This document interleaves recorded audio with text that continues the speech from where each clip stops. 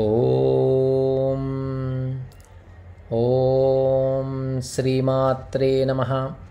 శ్రీ లలితా సహస్రనామ స్తోత్రం 30వ శ్లోకం. విశుక్రప్రాణహరణ వారాహి వీర్యనందిత కామేశ్వర ముఖాలోకా కల్పిత శ్రీ గణేశ్వర. విశుక్రప్రాణహరణ వారాహి వీర్యనందిత. వారాహీదేవి దండనాధురాలు. భండాసురుని దండనాదుడగు విషంగుని వధించుటను చూచి ఆనందపడ్డది వారాహీదేవి.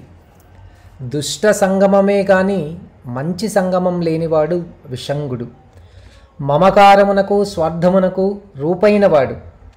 విషంగునికి వారాహీదేవతకు భయంకర యుద్ధం జరిగింది. అదేగాక వారాహీదేవి అంగదేవతలు కూడా తమకు ఎదురు నిలిచిన విషంగ సేనా నాయకులను వధించారు. చివరకు తన చేతిలోనున్న నాగలితో విషంగుని దగ్గరికి లాగి రోకలితో నెత్తిమీద బాది వధించింది వారాహీదేవి. ఈ విధంగా వారాహీదేవి చేతిలో విషంగుడు మరణించాడు. అమ్మ సంతోషపడింది. ఓం ఐం హ్రీం శ్రీం విషంగ ప్రాణహరణ వారాహీ వీర్యనందితాయై నమః.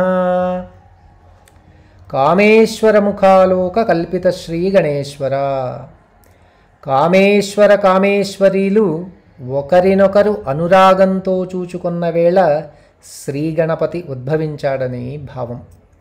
దేవతా శక్తి సైన్య పరాక్రమం ముందు రాక్షస సైన్యం బలహీనపడటం గ్రహించాడు విశుక్రుడు. విశుక్రుడు మహామాయావియే కాక యంత్రములను తయారు చేయుటలో కూడా నేర్పరి. జయ విఘ్నశిలమను యంత్రమును తయారు చేశాడు విశుక్రుడు. 8 దిక్కులందు 8 శూలములను ఏర్పాటు చేశాడు. ఈ 8 శూలములందు 8 దేవతలను ఆవహింపజేశాడు. అవి అలస, కృపణాదీన, నిద్రా, తంద్రా, ప్రమీలిక, క్లీబాచ నిరంకార ఇత్యష్టౌ దేవతా స్మృతాః.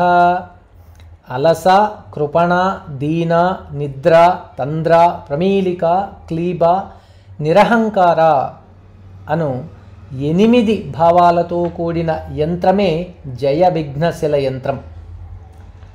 అలస అంటే సోమరితనం, కృపణం అంటే బేలతనం, దీన అంటే ప్రతిదానికి దిగాలు పడిపోవటం, నిద్ర అంటే నిద్ర, రాజస తామస శక్తులు, తంద్ర అంటే కునికిపాటు, ప్రమీలిక అంటే ప్రతిదానికి కుంచుకొని పోవుట, ప్రతిదానికి వెనక్కు తగ్గుట, క్లీబ అంటే కర్తవ్య విమూఢత్వం, నిరహంకారం అంటే ఆత్మవిశ్వాసం లేనితనం.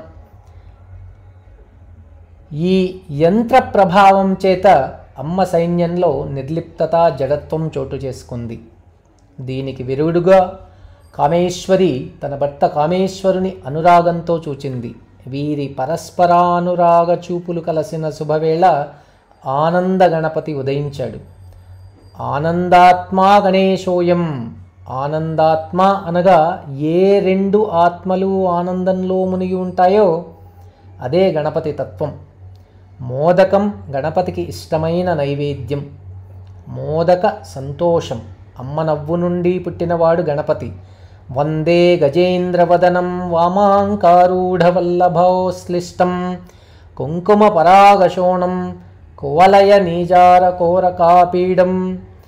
ఓం ఐం హ్రీం శ్రీం కామేశ్వర ముఖాలోక కల్పిత శ్రీ గణేశ్వరాయై నమః.